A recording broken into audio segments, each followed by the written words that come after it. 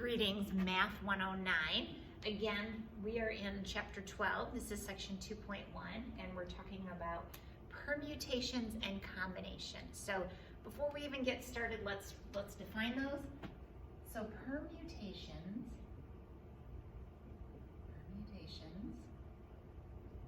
and combinations, and the word combinations is one that you probably already know. It's how many different ways I can do that. How many different ways could I have 30 students sit in this classroom? If the order matters, if it matters what order you're in, like there's certain seats that are, preferred, then that's a permutation. So order matters. If the order does not matter, every seat is good, you just want a chair. Combinations, order does not matter. Okay, and here's my funny way of remembering that. My father-in-law is a sweet man. The kids always wanted to sit by Papa. So Papa, permutations, order matters. Like they wanted to sit by him. So it was important. It made a difference where they sat. Combinations, it didn't matter. So if you just remember Papa, permutations, order matters, I care where I sit, that'll kind of give you, that's your little rule of thumb, all right? Again, I'm fine with you making a formula sheet at this point. That is totally fine. So factorials, all right. So factorials is a mathematical function. We're gonna use an exclamation point. And what it means is, let me flip, it's a way of multiplying. So if I have n factorial, I do n times n minus 1 times n minus 2 all the way down to 3, 2, 1. So let's write that out. So if I have 5 factorial, I do 5 times 4 times 3 times 2 times 1. If I had 10 factorial, I have 10 times 9 times 8 times 7 times 6 times 5 times 4 times 3 times 2 times 1. That's factorial. So let me show you. I pulled up the calculator on the computer. So if I did 5 factorial, so on this calculator on the computer, you see a little button that says n factorial. I'm going to just click that, 120. What about 10 factorial? Is that what I did? Yes, 10 factorial. Oops, I just clicked off of it. Sorry about that. 3,628,800. Ooh, so the numbers get big really fast.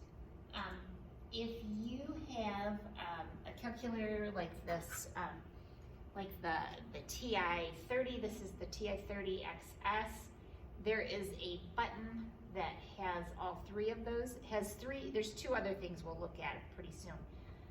It says probability. Oops, I gotta turn it back on. It says, let me put my 5, you put your number in, and then click on the button that says PRB, so as in probability, and there's 3 different options. The third option on this one has the exclamation point, and then you hit enter, and enter again, and then I get my 120. So if you struggle at all with your calculator, first of all, there are great helps on YouTube, or if you type in the model number on your calculator and say factorial, there's probably a help page from the manufacturer, but just send me a quick note. I can help you walk through that. I, on purpose, keep 5 or 6 different kinds of calculators on hand so I can keep track of those different options. All right, so factorial, couple definitions related to this. 0 factorial, it is equal to 1. And again, that's outside the scope of this class. Dr. Ramos teaches some great classes where they go into why that's true. But 0 factorial is equal to 1. 1 factorial is equal to 1. Okay. How do I do 5 factorial minus 3 factorial, right? or 9 factorial divided by 6 factorial. So let's write it out. So 5 factorial, we already did, is 5 times 4 times 3 times 2 times 1. 3 factorial is 3 times 2 times 1. You have to do the function first, okay? So just like order of operations, like doing an exponent, squaring something has to be done first. This is the same level. It is a function. You have to do that first. So 120 minus 6, so that's equal to 114. How about the 9 factorial divided by 6 factorial? Now, I'm going to write this out a little bit farther because I want to make sure that it's clear what we just did. Now this, we're doing division. So 9 factorial over 6 factorial. So 9 times 8 times 7 times 6 times 5 times 4 times 3 times 2 times 1. 6 times 5 times 4 times 3 times 2 times 1. Okay, so that's my factorial written out. They simply eliminated the 6 factorial, but why? Well, the 6's cancel, the 5's cancel, the 4's, the 3's, the 2's, the 1's. I'm left with 9 times 8 times 7. Okay, that's what I'm left with. So 9 times 8 times 7 is 504, all right? Understand that factorial is a function. It tells us we have to do something with the number before we move forward, okay? Why did we do factorials? Because we're going to use it in permutations and combinations, okay? Remember that permutations, the order matters. So that combination lock that was on your locker in high school, really it should have been called a permutation lock, right? Sounds funny, but that's what it should have been called because permutations, the order matters, right? It mattered what order you put the numbers in, okay, or that you found them. Okay? So order matters. We use a formula that looks like this. So the permutation of n things taken k at a time, we'll write out those definitions. N minus k.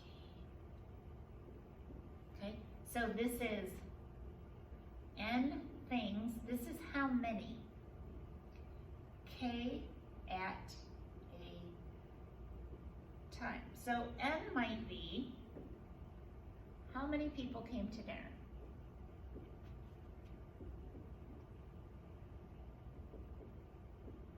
That's how many came. Let's say we had 10. We had 10 people that came to dinner. But there are only 6 chairs at the grown-up table. So taken at a time. 6 chairs at big table.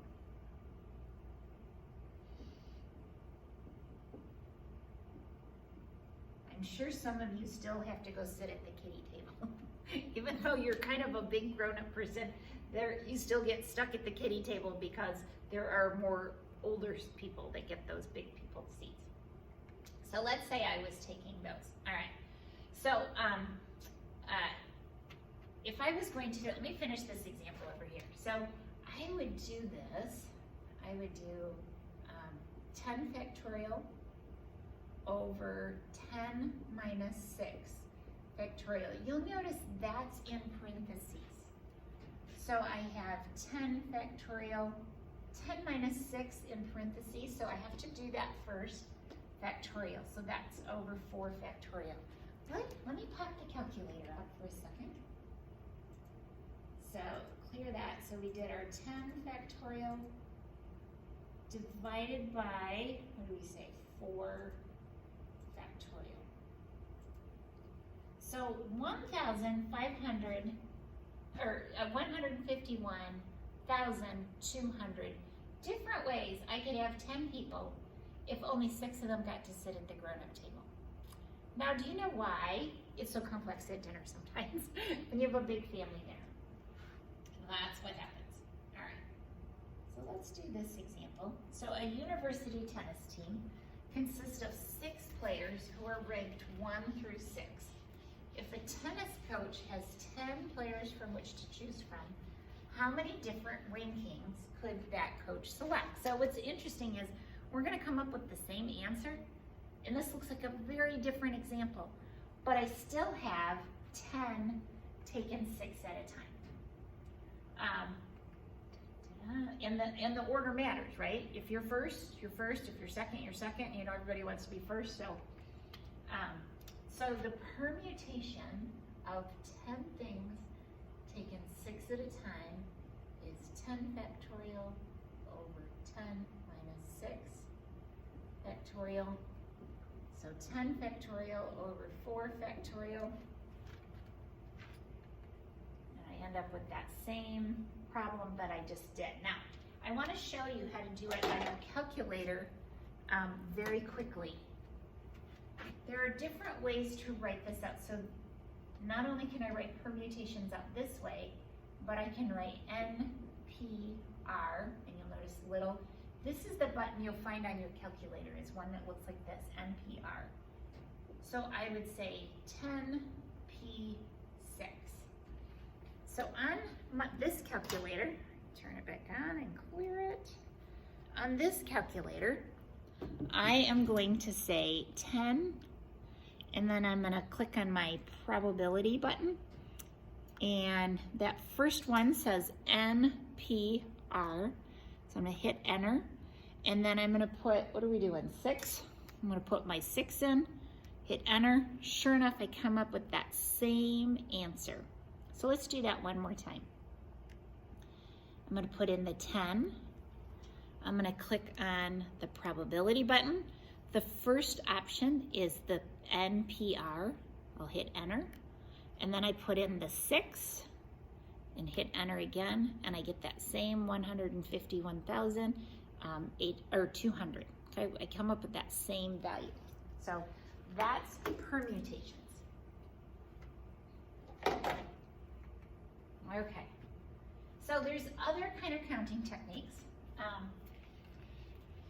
Let's say I have 5 women and 4 men. So 5 women,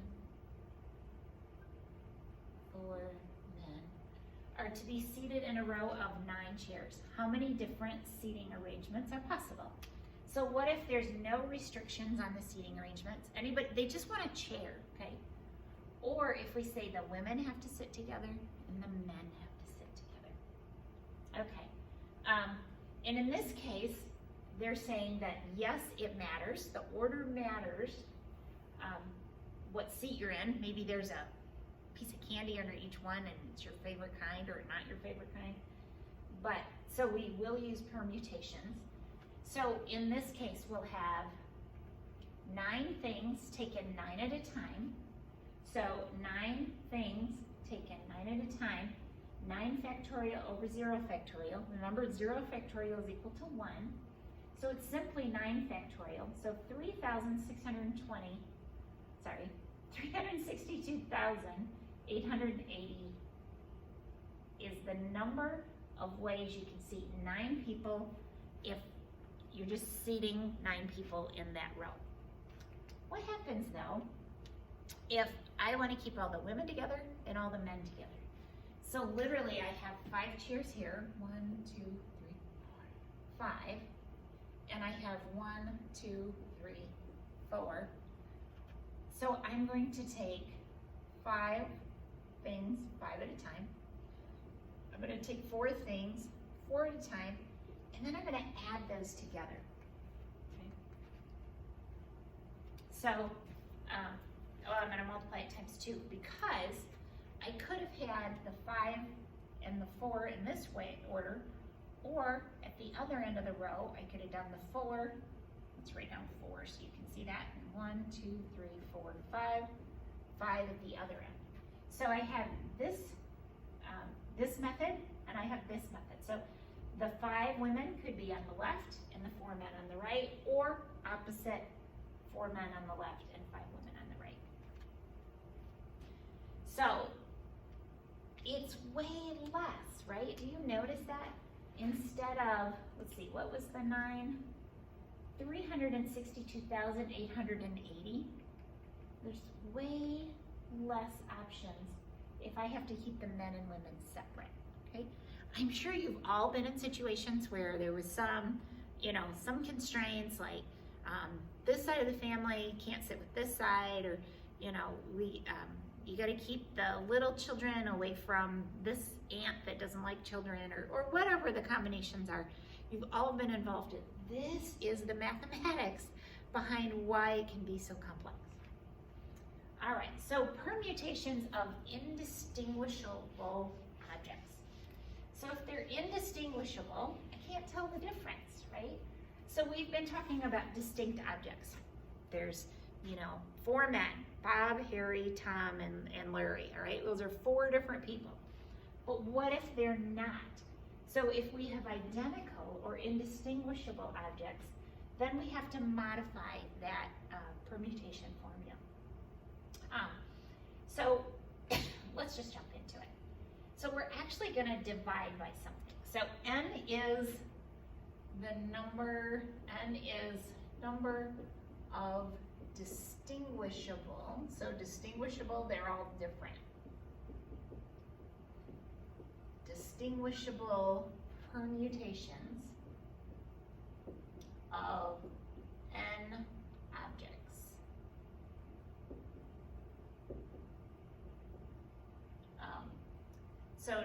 So n is, let me rewrite that because I was not paying attention. N is number of objects, the total number. R is different types.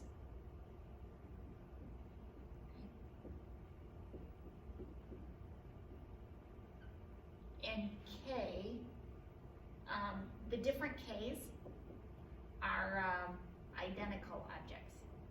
I-D-E-N-T-I, identical objects. So K is identical, and we'll have K1, K2, K3, and so on. So, all the Toms, all the Harrys, all the Larrys, whatever, however that works. All the red balls, all the pink balls, all the blue balls, whatever it is we're working on. So we're going to divide by those things that are identical. And they all have to add up to n, by the way. So that all has to work. So a password requires 7 characters. If a person who lives at 155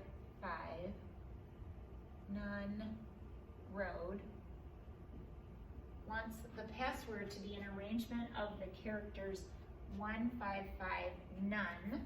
Okay.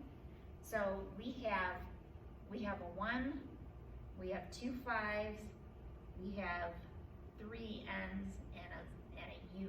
So there's one of these, 1 1, there's 2 5s, there's 3 N's, and there's just 1 U. How many different passwords? Again, I'm going to take these characters and I'm going to rearrange them in whatever order. Maybe, I'm sure we've all done that. Passwords, if you have to change it every so often. Here at Bethel, you have to change it every 6 months. You have some way you increment, so it's a similar concept, but you just change it a little bit, okay? They're just going to take those same characters and put them in a different order. So what are the permutations? Well, there are 7 characters, so that's my 7 factorial. Then I have 1, 1, I have 2 5s, I have 3 N's, and I have 1 U. So I'm going to divide by 1 factorial times 2 factorial times 3 factorial times 1 factorial. Well, 1 factorial is just 1. If I divide by 1, I didn't change anything. So when they simplify it, they just put that over here. Again, you'll notice 2 factorial is just 2. 3 factorial is 3 times 2 times 1.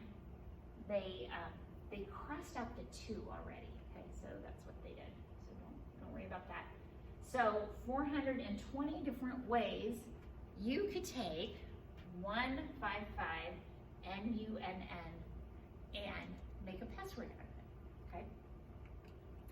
So combinations. So combinations, the order doesn't matter. So you actually end up with less options. So the formula is a little bit different.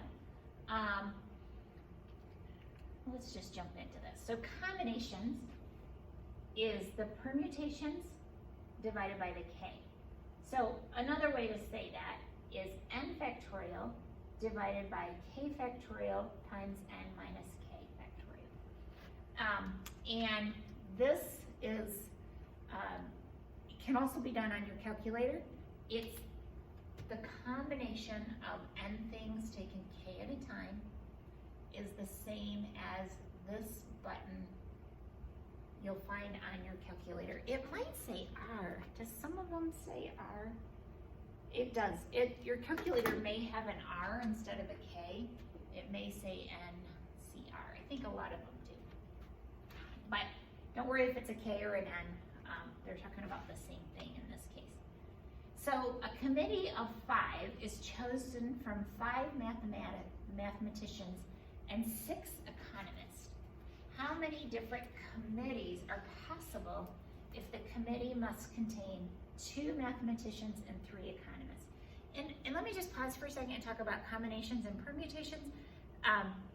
Combinations, the order doesn't matter, okay?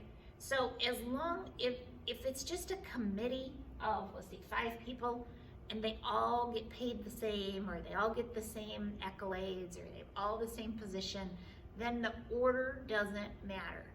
If the order matters, like who got first place, who got second place, who got president, who got vice president, that matters. That's permutations, okay? So just keep that straight. All right, because a committee of professors, A, B, C, D, and E is exactly the same as the professors B, D, E, A, and C. This is a combination because it didn't matter. They all function the same. So there's 6 economists from whom 3 is chosen. Okay, so they're going to take, of this 6, there'll be 3. So it's the combination of 6 things taken 3 at a time. And we have the other, were those mathematicians? Oh yeah, 5 mathematicians, and we're going to take 2 of them. So we're going to multiply those together because we're going to fill the first 2 seats this way and the last 3 seats in that way. So that's back to that counting principle. So when I do that, I find that it's 200 different ways that I could take this group of economists and this group of mathematicians and come up with a committee of 5 that has a little bit of constraint. Okay, I had to have a certain number of economists and a certain number of mathematicians. All right, keep up the good work, my friends.